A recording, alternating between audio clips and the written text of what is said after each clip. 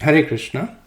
So we will resume the study of the fourth chapter of the Bhagavad-gita. So last time we did verse 10. So today we will resume from verse 11. Ye yatha mam prapadyante tams tatheva bhajamyaham mama vartamanu vartante Manushah partha sarvashah. As all surrender unto me, I reward them accordingly. Everyone follows my path in all respects, O son of Pritha. So in the previous verse, Krishna had spoken about the glories of taking shelter of him.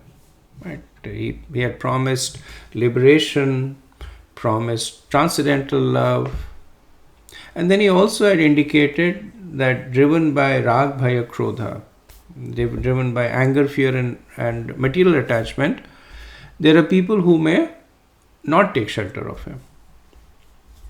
So Arjun may ask this question, that those who do not take shelter of you, what happens to them? Are they exempt? Or do they kind of opt out from this whole relationship that you are talking about? Or they also continue to be a part in a different way. So this is a very important verse. It is key in understanding the destination of those who do and do not follow the process of Krishna consciousness. So because a group of people reject Krishna or Krishna consciousness, it does not mean that they are no longer bound by the codes of the Vedas. So Krishna clearly says, as all surrender to me, I reward them accordingly. So there are some who will surrender to Krishna in the mode of devotion, and Krishna responds by awarding them mukti or bhakti. And there are some who will respond to Krishna in a different way. So there are some who will be indifferent to Krishna, and they will be controlled by the laws of that Krishna has put into place, the laws of karma. So even though they may not be consciously surrendering to Krishna, they are indirectly surrendering to him through the laws of karma. So they may reject Krishna, but they will still continue to perform pious or impious activities, and based on that they will get either good or bad results. Right? So the acharyas have kind of divided this into a few categories. So first is the devotees of the Lord, who render devotional service to him. And how does Krishna reciprocate? He awards them his own personal association and gives them residence in the spiritual world. Then the second are the Jnanis, who consider the personal form of the Lord to be temporary or imaginary. These are the Mayavadis. And Krishna says they simply get thrown into the cycle of repeated birth and death. That because they consider Krishna's form as material, Krishna's reciprocation to them is to continue to award them material forms, which essentially is the consequence of repeated birth and death. And then there are those who are the self-realized Jnanis, the transcendentalists, the Brahmavadis, who use the knowledge in the Vedas to sharpen the intellect to distinguish between matter and spirit. So because they are correctly able to discriminate between matter and spirit, they are also able to develop an attraction to the impersonal aspect of Krishna, with the understanding that it's the impersonal aspect of Krishna. So they enjoy the bliss of neutrality for a long time. They get Brahman liberation. But later on, because of dormant material desires, they may come back again to the material world to resume their activities. And then there is the karmis, the fruitive workers, who are rather indifferent to Krishna or do not acknowledge him. So Krishna reciprocates to them as per the law of karma. Those who are pious, they enjoy pious benefits, either as human form or as devas, higher planets. And those who are impious, they suffer or they devolve to lower life forms or hellish planets. And then there are those who are actively envious of Krishna. The demons, the Rakshasas, the Asuras, and their mood of approaching Krishna is to destroy him. And Krishna reciprocates in kind. So just like they want to destroy Krishna, Krishna reciprocates in kind and destroys them. So Krishna incorporates in himself all the modes of reciprocation, all the way from the devotees who get his personal association to the asuras who are destroyed by him, and everything in between. So that is why Krishna makes this universal statement that everyone follows my path in all respects. Okay, moving on to the next verse. Verse 12. Kangshantah karmanam siddhim yajanta iha devataha kshipram hi manushloke siddhir bhavati karmaja. Men in this world desire success in fruitive activities, and therefore they worship the demigods. Quickly, of course, men get results from fruitive work in this world.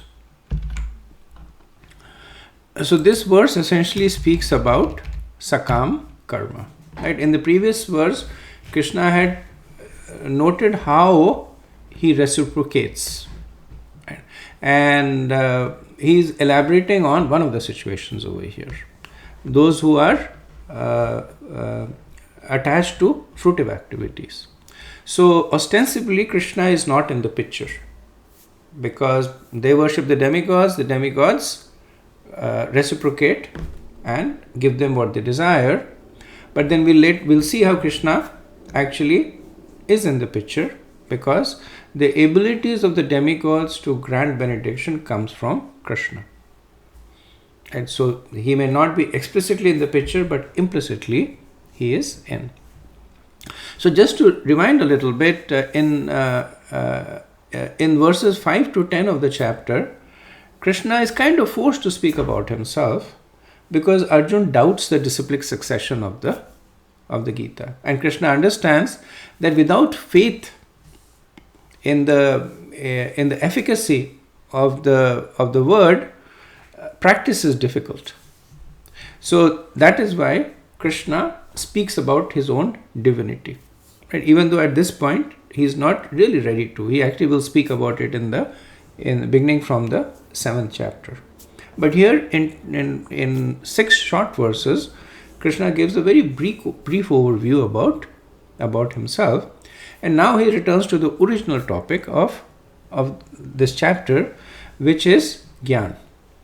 And specifically, when the 3rd chapter ended with Nishkam Karma, then the logical succession to Nishkam Karma is Gyan. So Krishna's intention is to explain how Nishkam transforms into Gyan. And one of the first things that he is explaining in basically these 5 verses, 11 to 15, is how to apply this knowledge to determine who the doer is. Right? Now, this doership is very important to accountability. Right? If the person considers himself to be the doer of somebody, there is implicit accountability to the action, and vice versa. Right? So Krishna is trying to instill this accountability in us, and at the same time is trying to instill humility in us. Because the flip side of doership is pride. If a person says, I am the doer, everything is done by me, then there is pride, right? So Krishna is trying to make sure that he strikes this balance while factually explaining what are the factors in the doership. And the first doer that he is presenting is himself. Right? Essentially what he is saying in these set of verses, that everything is done by me, either directly or indirectly. So looking at the verse, as I mentioned, the Krishna is talking about the sakam karmis, that men who desire fruitive activities worship the demigods, right? So he gives 3 reasons why people follow sakam karma. One is that they have strong material desires. The second is that they desire instant gratification.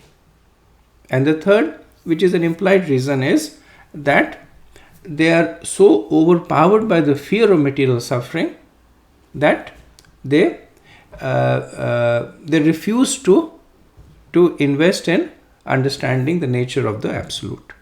Right? So, because Krishna reciprocates in kind, those who approach him indirectly, he reciprocates with them indirectly. So, through they approach Krishna through the demigods, and Krishna reciprocates to them through the demigods. Okay, let's move on to the next verse. Verse 13.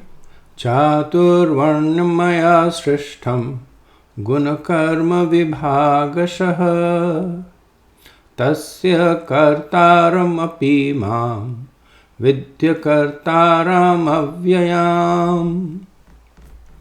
According to the 3 modes of material nature and the work associated with them, the 4 divisions of human society are created by me.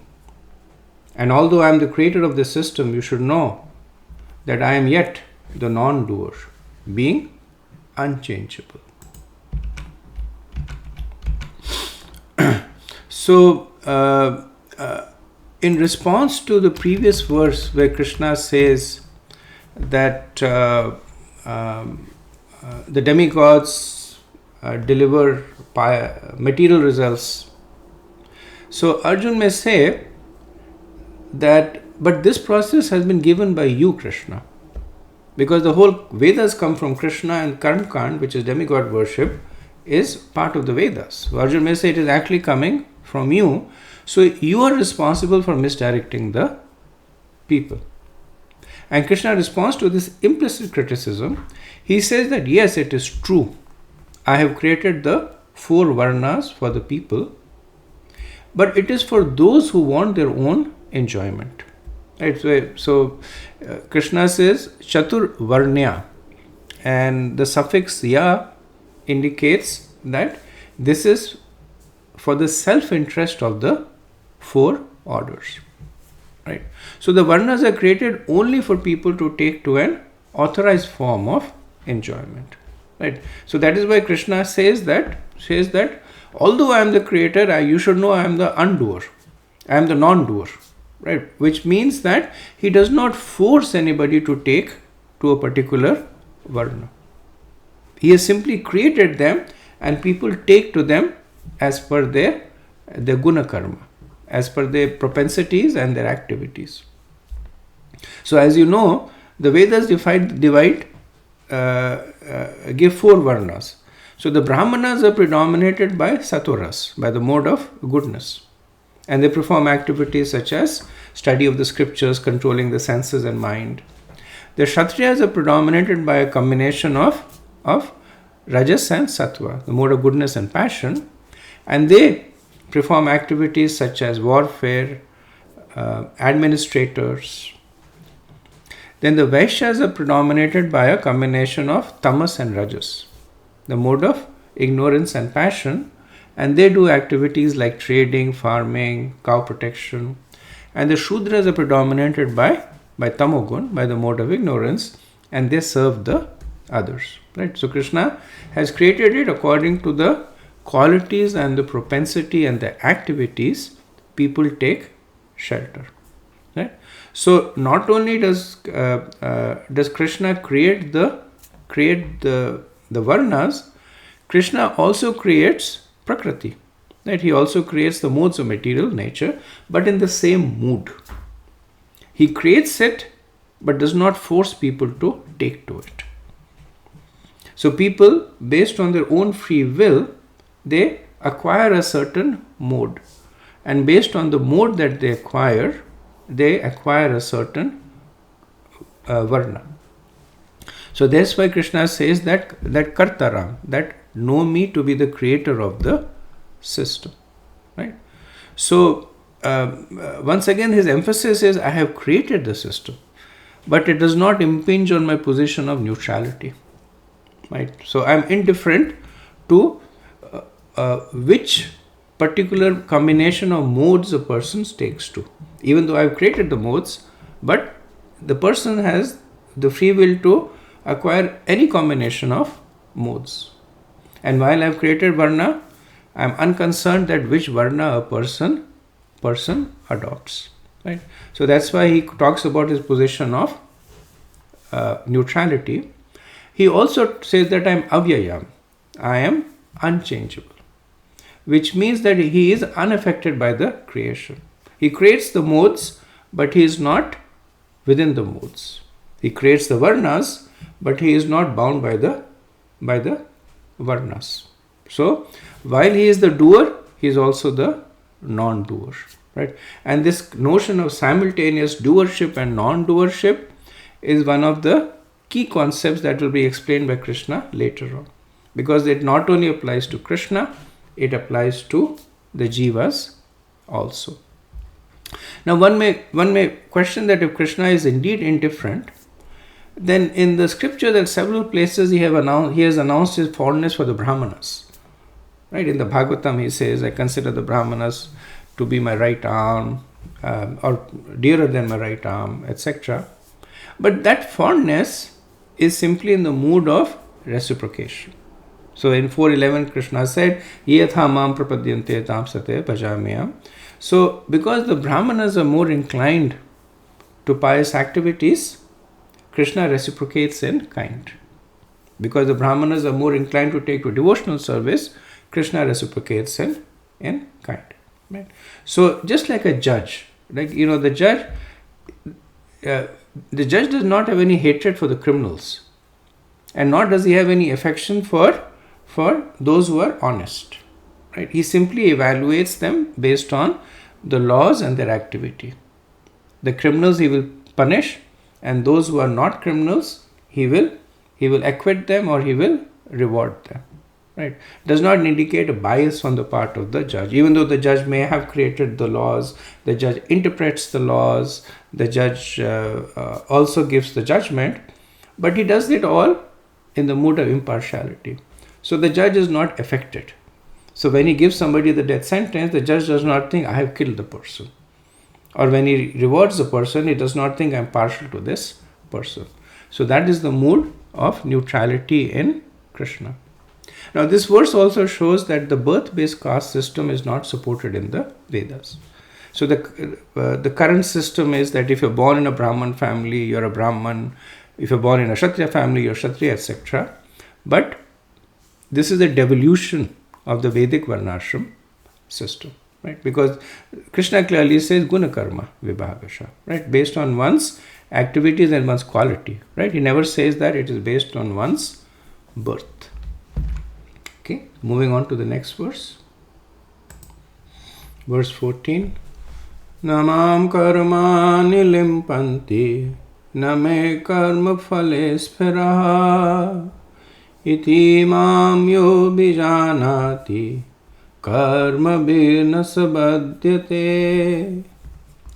There is no work that affects me, nor do I aspire for the fruits of action. One who understands this truth about me also does not become entangled in the fruitive reactions of work. So, in 4.9, Krishna had made this statement that Janma Karmacha me devyam yo me veti tadvata, that one who understands the nature of my birth and activities does not take birth again. Right? Here he gives a specific example how that works. Right? So Krishna in the previous set of verses has indicated how busy he is. Apparently, Krishna, of course, can just think and things happen, but how involved he is. He creates the varnas, he creates the gunas, right? But at the same time, he is never entangled in the reactions of the work. Why? And Krishna says, because I am neutral. I am indifferent to who takes to the particular guna or who takes to a particular varna. And this neutrality is what ensures that Krishna is not entangled in the reactions of the work. So one who understands this about Krishna can replicate it in one's own life. So just like Krishna, even though he's doing this whole and expanding the scope now, everything is being done by Krishna. He creates the whole material world. He creates the planets. So things he's doing directly or indirectly, everything is happening from Krishna. He's the one who creates, he's the one who maintains, he's the one who destroys. But he is never entangled in the reaction of the work because of his position of neutrality. So Krishna is saying that you, Arjun, and us, Jivas, we can also similarly disentangle ourselves from our work by assuming these positions of neutrality. Now, what is this that Krishna is talking about? Nishkam karma, right? So he's saying that I do Nishkam karma, and that is why I'm avyayam, I'm unchangeable. You do Nishkam karma, you will also be situated in avyayam, the unchangeable nature of the soul. So the flip side of it is also an important lesson, that one who acts with the conception that he is the doer or with a desire for the results of the activity is contaminated by that. So the person now becomes entangled. The person does some activity and he is waiting in anticipation, good, bad or ugly, and accordingly his own conception changes. If something happens good, he is happy. If it is bad, he is unhappy. So the person is completely absorbed in the action, and that is why now the person becomes bound by the activities that he does. So that is the situation of the sakam karmi, right? So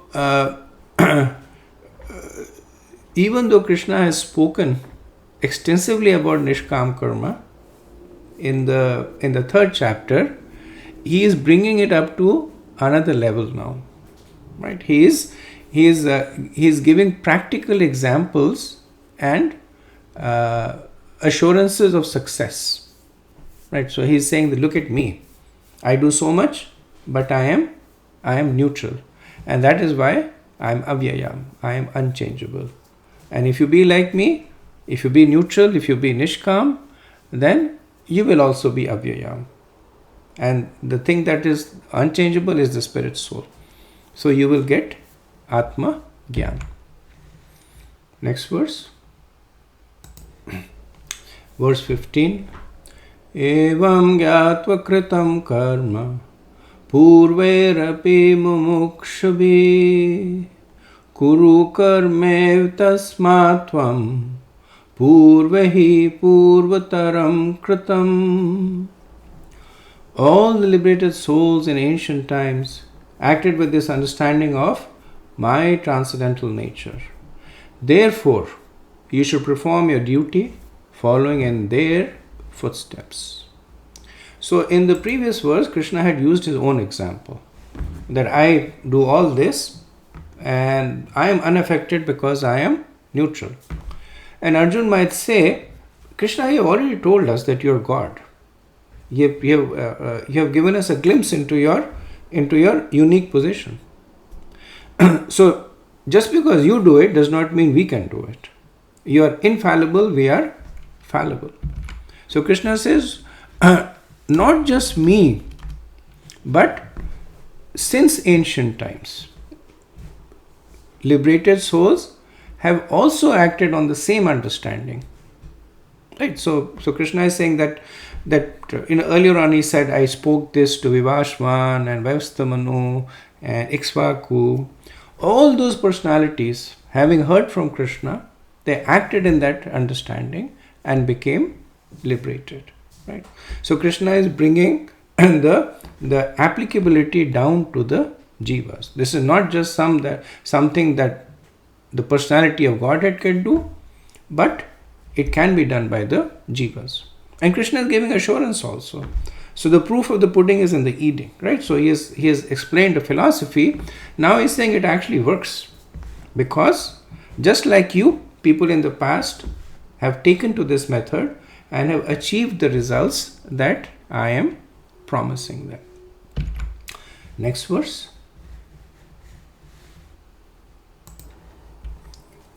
Verse 16. Kim karma kim akarmeti kavyupyatra mohitaha tatte karma pravakshyami yajkyatva moksha se shubhat. Even the intelligent are bewildered in determining what is action and what is inaction. Now I shall explain to you what action is, knowing which you shall be liberated from all misfortune. So, using himself as an example and the liberated souls in the past, Krishna introduced the notion of both action and inaction. Right? So earlier on he had said in the 3rd chapter that inaction is not an option. Right? So he gave the results that the senses are attached and they seek out engagement, or even if the senses are restrained, the mind is attached. Right? So he said inaction is not an option, but now he presented a different kind of inaction, which is action with detachment. So there is action, which is performing activities according to your guna karma. There is inaction, which is artificially giving up work, and then there is inaction, which is performing action with detachment, which essentially is inaction. So Krishna says that even the intelligent are bewildered because the nuances of this is complex, and is emphasizing the need to take shelter of the parampara. That if one whimsically tries to determine what is action and inaction, they may do what Arjuna is trying to do. That I give up battle, which is inaction, and that is the way to go. So that's why Krishna says that even the intelligent, like you, Arjun, are bewildered. So important to take shelter. Just like you have taken shelter of me, the other jivas who are also bewildered need to take shelter of a guru in the parampara. And in 9 verses from 16 to 24, Krishna will further explain to Arjun the understanding of karma on the platform of knowledge. Right? So he will explain to Arjun what really does inaction mean. And Krishna calls this akarma. So akarma means that it is action, but it is akarma because it does not look like karma. Karma typically has a reaction. So Srila Prabhupada also emphasizes on the importance of hearing from a bona fide disciplic succession or sampradaya. Right? So Prabhupada says that one cannot ascertain the ways of religion simply by imperfect experimental knowledge. Right? Prabhupada would criticize Mahatma Gandhi had written a book called My Experiments with the Truth. And then Prabhupada said, how can you experiment with the truth? It's not a subject of experimenting. It is what is given in the Vedas. Right? Same point is making again. Because the dharmam tu sakshat bhagavad pranitam. Right? Yamraj tells that in the 6th canto, that the principles of religion or dharma are laid down by the Lord themselves. No one can manufacture a religious principle by imperfect speculation. Right? And after having established the principles of religion, the Lord, he empowers his devotees like Arjun to understand it and explain it, which is what is happening through the pages of Bhagavad-gita. Next verse. Verse 17. Karmano hapi bodhavyam bodhavyam cha vikarmanaha akarmanascha bodhavyam gahana karmano gatihi. The intricacies of action are very hard to understand. Therefore, one should know properly what action is, what forbidden action is, and what inaction is. So, previous verse, Krishna had spoken about karma and akarma. That is action and inaction.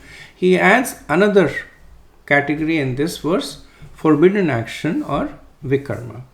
And he will speak more about it in verse 22 about this chapter. Right. So, karma is pious activities. And through the execution of karma, one gets pious results. Vikarma is forbidden activities. And that leads to misery. And akarma is either avoidance of activity or performing activities without attachment. Right? So, now that Krishna has kind of laid out the playing fields, he will explain in details. So, he tells Arjun that bodhavyam. So, bodhavyam means that you should try and discern. Right? So, and then he says gahana, which means it is hard to understand. Same point he made, that even the intelligent are bewildered.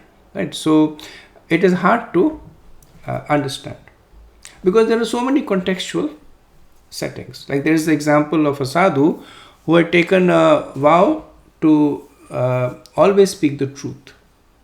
And once he was sitting in his ashram and he saw he saw a man running in fear. And the man told him that I am being chased by bandits. So the man ran away, and after some time the bandits came running after him. And they went to the sadhu and said that, did you see the man running this way? And because the sadhu had taken a vow of speaking the truth, he said, yes, that man went that way. And the sadhus then, the bandits pursued him, caught him and killed him. Now, the principle of karma is that you should speak the truth. But contextually it became vikarma because it caused suffering to an innocent soul. So that's why Krishna says that the intricacies of karma, akarma and vikarma are difficult to understand. Bodhavyam, you should try and discern. Right? So Krishna says that once you understand the principle, you should be able to apply it and benefit from it. Okay, let's move on to the next verse.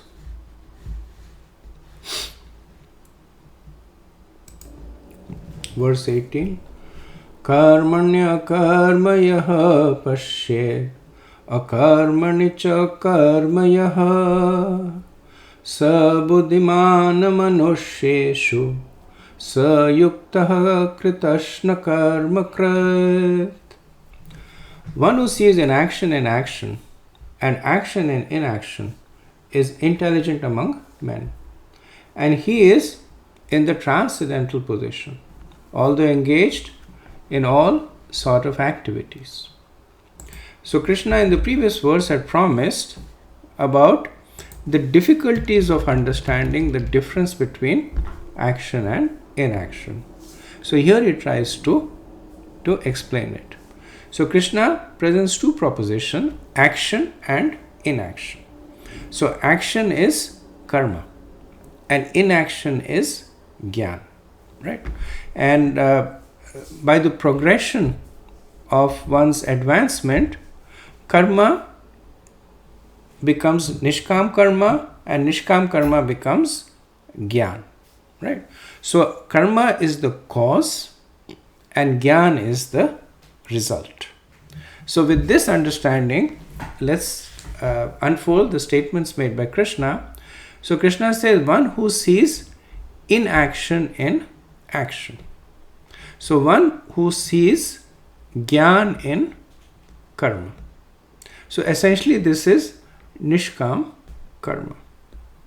So because Nishkam karma is performed on a platform of knowledge, right? So that's why the knowledge is in action. So the person in knowledge sees that the actions are a way to attain more knowledge, right? So it is essentially a way for a person to deepen one's realization. So karma is resulting into Gyan. Right? So the result, which is Gyan, is in the cause, which is karma. And so this is the performer of Nishkam karma, who is seeing inaction in action. Now the second proposition is one who sees action in inaction.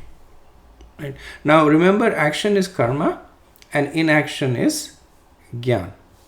So, and the understanding is that those who follow the process of knowledge to achieve liberation, they see Gyan as a form of action because it is leading to liberation.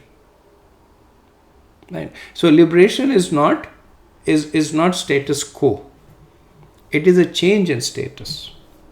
And because of the pursuance of Gyan, one's status is changing.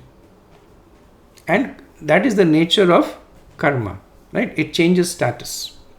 So they see Gyan as a form of karma. So in this case, the cause is in the result, right? So karma is embedded within Gyan. So even though they are following the process of Gyan, they see it as karma because it is leading them to change their status and acquire liberation. So when you put these two statements together, that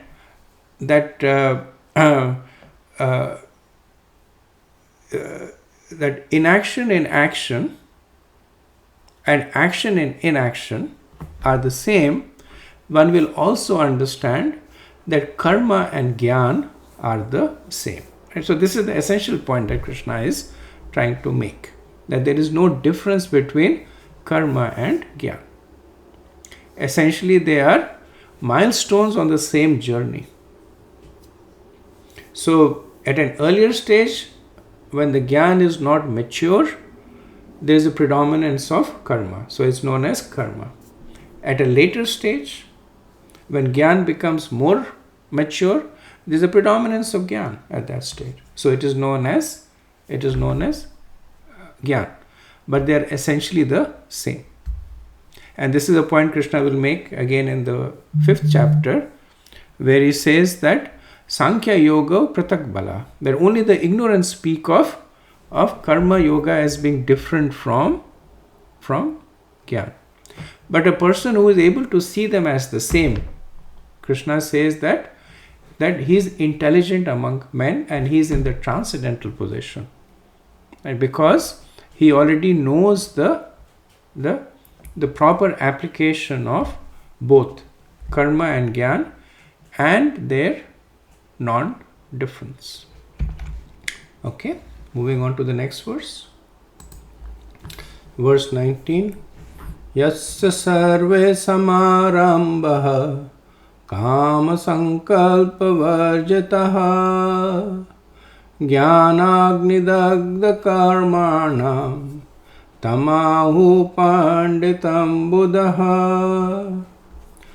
One is understood to be in full knowledge, whose every endeavor is devoid of desire for sense gratification. He is said by sages to be a worker for whom the reactions of work have been burnt up by the fire of perfect knowledge. So in the previous verse, Krishna had talked about two kinds of conceptions. Seeing inaction in action, which is seeing jnana in karma, which is nishkam karma, and seeing action in action, which is seeing karma in jnana, which is pursuit of jnana for liberation. In this verse, he talks about the first situation, because that is the most prominent one, of people who are performing activities but endeavoring to become detached from them. Right? And here Krishna says that sages, so we see Krishna's humility also. So Krishna said it, that should have been enough. That Krishna is absolute, but Krishna also takes shelter of, so to speak, of the sages. That not only I, but the sages also say the same thing. That one who is Samarambha is one who is completely engaged in activity, but he is devoid of the desire to obtain the objects of the enjoyment. Right? And why does that situation come? Because of knowledge, because of jnana. So that jnana burns up the reactions to that karma. Actually, it is said that for such a person, there is no reaction to even vikarma. That even if the person does sinful activities, because he is situated in a position of knowledge, he is not affected by it. Now, question of course is that why should a person commit sinful activities? Because Krishna says tamahu panditam bhuta. Right? So panditam bhuta means that he is learned and he knows. So this is a what if scenario, that like Krishna says api chet sudharachara, that even if my devotee commits sinful activities. Now Krishna's devotees will never commit sinful activities, but in order to show the potency of bhakti, Krishna says even if they do, bhakti will protect them. So here Krishna is showing the potency of jnana, atma jnana, that it is so strong that even if they were to commit, it's a hypothetical situation, they will not, but even if they would be protected by it. Now full knowledge, Prabhupada says, also means knowledge of Krishna or Krishna consciousness. And then he says that a person in Krishna consciousness is devoid of all kinds of sense gratification. And for him, the reaction of the work has been burnt away by sambandha jnana, by the perfect knowledge of his constitutional position as the eternal servitor of the Lord. So this is a much, much higher platform that Srila Prabhupada is bringing, which is that one performs activity in Krishna consciousness. So these are all activities as part of Bhakti Yoga. And the results is at least the same. So not only are the reactions burnt up, but such a person also acquires association of Krishna. Okay, next verse. Verse 20. Tyaktva karma phala sangam nityatripto nirashayaha karmanya abhipravratopi neva kinchit karoti saha. Abandoning all attachment to the results of his activities, ever satisfied and independent, he performs no fruitive action, although engaged in all kinds of undertakings. So this verse is an elaboration of the symptoms of a person who is in nishkam karma. So what is his how does he engage with work? So tyaktva karma phala sangam, that he abandons all the attachment to the results of the activity. Right? And what is the result of it? Nitya tripto nirashara, that is ever satisfied and independent. So why is he nitya tripto? Why is he ever satisfied? Because he has no expectations. He is performing the activities without any expectations of the results. So whatever it comes, he is satisfied. And why is he independent? Because he is not dependent on anything for his own situation. So he is not dependent on the results of the activity. He is not dependent on others to perform activities. So he is independent.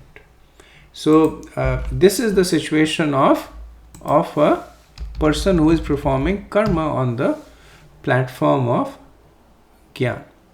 So this also indicates that one should understand that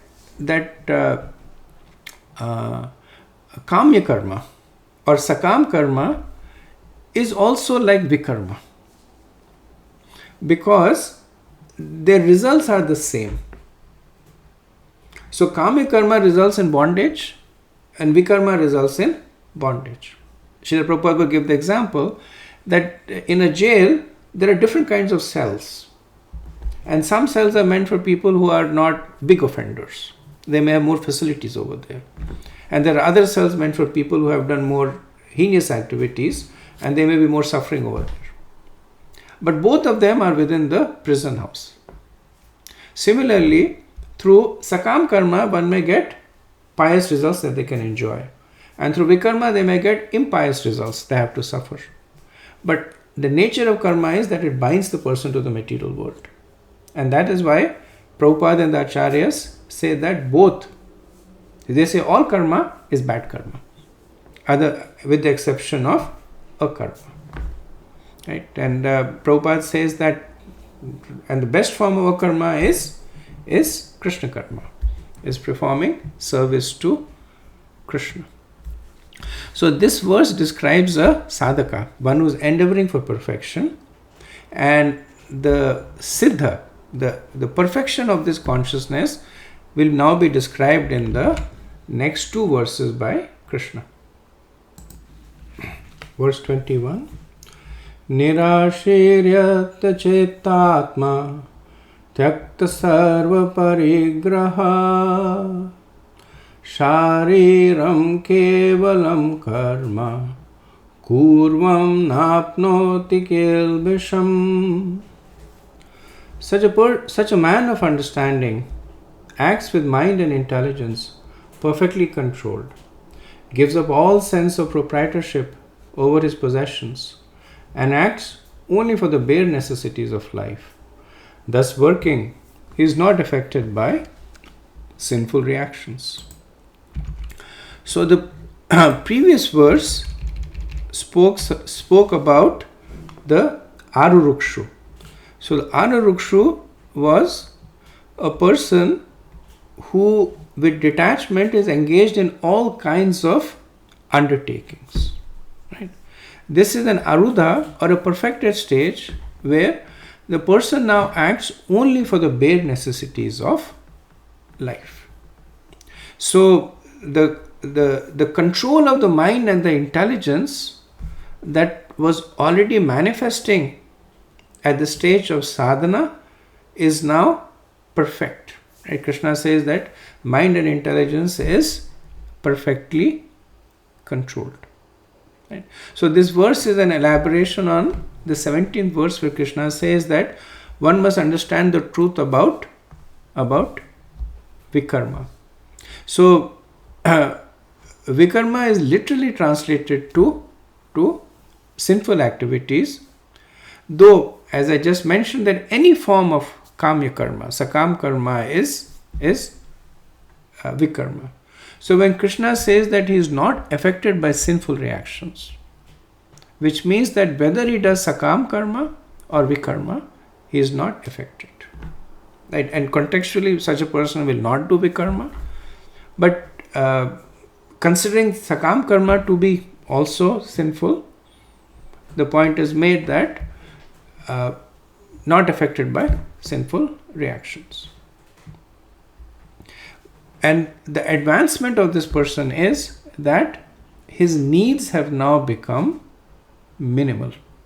right? So he only acts for the bare necessities of life. So this verse is talking of a highly advanced, perfected devotee, completely absorbed in this understanding.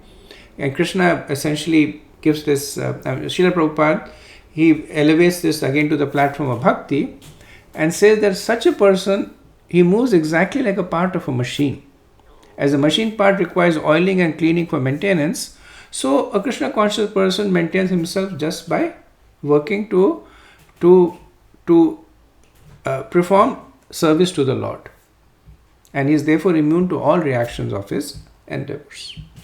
And so as I noted, that this platform of Nishkam can be Jnana Ashrit and Bhakti Ashrit. That Jnana Ashrit is when one understands the nature of the soul and then becomes detached, or that conception grows. So the result of Nishkam Karma is also Atma Gyan, that one realizes that one is a soul. There is a higher platform of Nishkam Karma, that is Bhakti Ashrit, where in addition to the person realizing himself as a soul, the person also realizes Krishna as the Supreme Lord.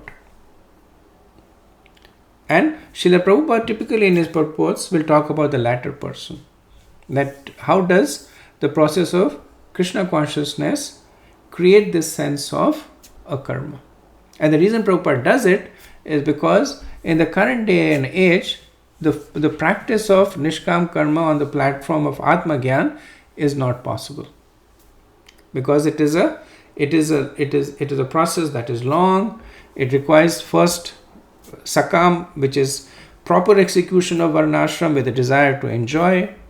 It requires understanding of the scriptures, then acting on that understanding of the scriptures that produces detachment, nishkam, and through a long process of execution of nishkam, the person begins to realize that I am the soul. So in earlier ages it was possible, and Krishna is therefore putting it in. Prabhupada is contextually contemporizing it. In the current day and age, that is not possible. What is possible?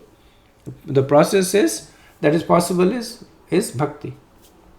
And not only does it give a more advanced realization, not only does it have a superior result, it is also easier to perform. So the qualities of this person are further described in the next verse by Krishna. Verse 22. Yatra chalaba santushto dvandvatito vimatsaraha samaha siddhava siddhavcha kritvapi na nibhadyate. He who is satisfied with gain which comes of its own accord, who is free from duality and does not envy, who is steady in both success and failure, is never entangled, although performing actions. So the previous verse spoke about one who has perfected the execution of Nishkam Karma, Siddha. Right? And this person talks about the mood. So previously it was said that he works just for the bare necessities. But what is the mood in which he is working for the bare necessities? So he does not make an extra effort to attain food or clothing. Right? So it's not that if the person is in a renounced order and is working and he sustains himself by begging, so it's not that he will make an extra effort and say, today I will go to 20 houses, tomorrow I will go to 50 houses, or this house I get good alms, so I will focus on these houses. So he's satisfied with whatever he gets on its own. So sometimes he will get good results and sometimes he will get bad results. So he is adita. So adita means that he is tolerant. And vimatsara means that he is non-envious. So for those who give him bad results, he may go to a house and beg, and the person may set the dog on them, or they may curse him that you are a parasite. But he is vimatsara. He does not have any hatred for them. And in some house he may get gulab jamuns and laddus, but he is atita. He is tolerant. He is not that he becomes ecstatic, that today I will have a feast. So he is essentially samaha. He is equal. He is equal to the dualities that come. He is not contaminated because of the influence of the steadiness and gyan. Right? So a conditioned soul sees duality in everything, good or bad, pleasure or distress. And in this duality, they perform actions while meditating on the results. Will this give me happiness or distress? Is this good or bad? And because of this constant meditation, they are in the mood of aspiring to achieve pleasure and rejecting distress. So their entanglement is constant. That is why they get entangled in the fruits of the result. Now, when such a person is at the stage of bhakti, then the person simply depends on Krishna. Now, this does not mean that the person is idle. It does not mean he is a parasite. It means that whatever he performs and gets is in accordance to the desires of Krishna and devotees. Right? So, he simply works for the bare minimum for his life, but in the mood of complete neutrality towards it. Okay, let's go to the next verse. Verse 23. Gata sangasa muktasya jnanavasthita chetashah yagyachratah karma samagram pravaliyate. The work of a man who is unattached to the modes of material nature and who is fully situated in transcendental knowledge merges entirely into transcendence. So Krishna is now going to be introducing the notion of yajna, right? And this is the gateway, the transition work. So gata sangasya, one who is unattached to the modes of material nature, this is the person who is performing nishkam karma. And what is his symptoms? Muktasya, that is devoid of attraction and repulsion. And what else? That jnanavasthita chetasha, that his mind is absorbed in the knowledge of Atma, in the knowledge of self, or whose mind is involved in the knowledge of pleasing Vishnu. So it says yajna achrataha. So yajna achrata is for the sake of yajna, which is Krishna. Achrata, he performs work. So for such a person, there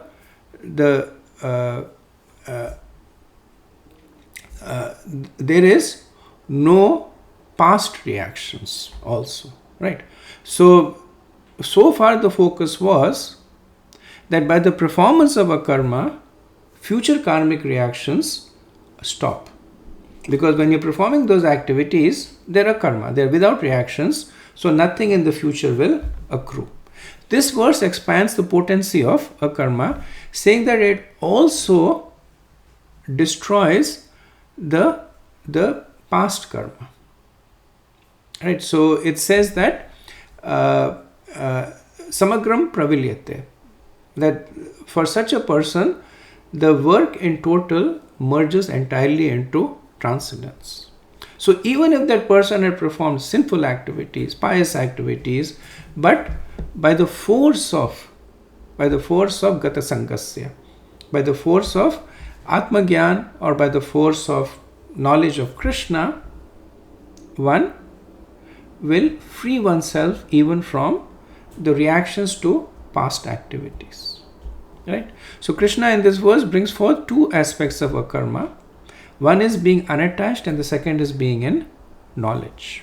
Right? And being unattached, he has explained several times, not being attached to the fruits of the activity. And being in knowledge, Prabhupada explains, being in knowledge is jnana ashrit, which is knowledge of the soul, or bhakti ashrit, which means knowledge of Krishna. They will deliver the same results, but Krishna, being Bhakti Ashrit, is much more easier and much more powerful. So this point is essential to understand Bhagavad-gita and spiritual life in general, that there is no lasting neutral zone. Every living entity has only two positions. One is take shelter of Krishna, and the other is take shelter of the illusory energy of Krishna. So one who is Krishna conscious is protected, one who is not is exposed. Right? So Prabhupada makes this point that one who is a devotee, whatever he does for Krishna. Therefore, all these works are technically called yajna. So even if that person is driving his car, even if he's going to work, it is yajna. Because the purpose of yajna is to sacrifice Krishna. So when it says that the resultant activities merge into transcendence, it means that they are no longer material. Transcendence is another way of saying spiritual. So they are no longer material in nature. So we'll stop over here, and in the next discussion we will conclude the remaining verses of the 4th chapter. Hare Krishna, all glories to Srila Prabhupada.